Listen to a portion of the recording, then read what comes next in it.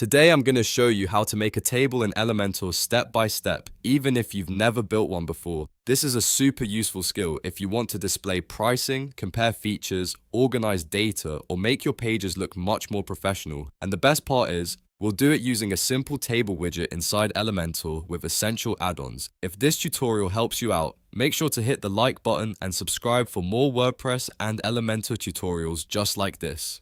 Alright, let's jump in. First, we need to install the plugin that gives us the table widget.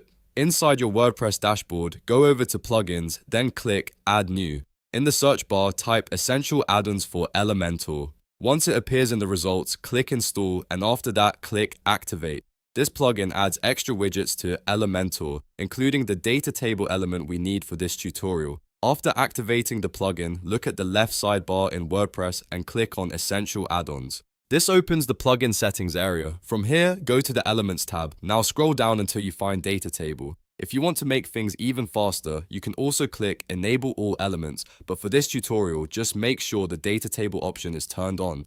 Once that's done, click Save Settings at the bottom so your changes are applied. Now that the widget is enabled, it's time to add it to your page. Open the page you want to edit and launch Elementor. When the Elementor editor loads, click the plus icon inside a container or section to add a new area for your table. On the left, use the widget search bar and type Data Table. You should see the EA Data Table widget appear in the results. All you need to do now is drag that widget and drop it into your container. Once the widget is in place, you can start building the actual table content. In the Content tab, find the header section first. This is where you create the column names for your table. Click Add Item to add a new column header. Then click on any existing item if you want to change the text of that label. If you add too many headers, you can remove one with the X button. Take your time here and make sure your headings are clear because these will help visitors understand the structure of your table right away. Next, move down to the Content section, which is directly below the header section. This is where you add the rows and cells for your table. Click Add Item to insert a new row or cell. If you're entering repeated content, here's a really useful tip. Use the duplicate button, which looks like overlapping squares, to quickly copy an item and save time. Then just edit the copied content so it matches what you need. Click into each item and enter your data, numbers, text, or whatever content you want to display in the table. Now that the table content is in place, let's make it look good. Switch over to the Style tab. Here you can control the overall width of the table and its alignment on the page. This helps you position the table so it fits nicely into your layout.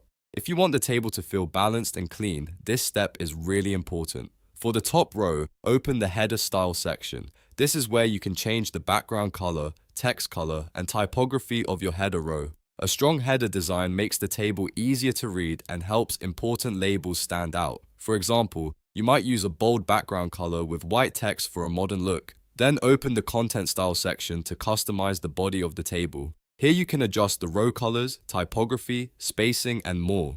One of the best design tricks is using different colors for even and odd rows. That creates a striped effect, which makes large tables much easier to scan. It also gives your table a cleaner, more polished appearance. If your table needs to work well on phones and tablets, don't forget to check the responsive options. This is where you can decide how the table behaves on smaller screens. For example, you can enable horizontal scrolling if the table has too many columns to fit on mobile. That way, your table stays usable without breaking your layout. Once everything looks the way you want, go to the top right corner of the Elementor panel and click Update or Publish.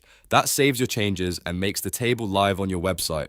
At this point, your Elementor table is finished, styled, and ready to use. So that's how to make a table in Elementor using Essential Addons. You learned how to install and activate the plugin, enable the data table element, add the widget to your page, enter headers and rows, customize the design, and make it responsive for mobile users. If this video helped you, please give it a like, subscribe to the channel, and turn on notifications so you don't miss the next Elementor tutorial. Thanks for watching, and I'll see you in the next one.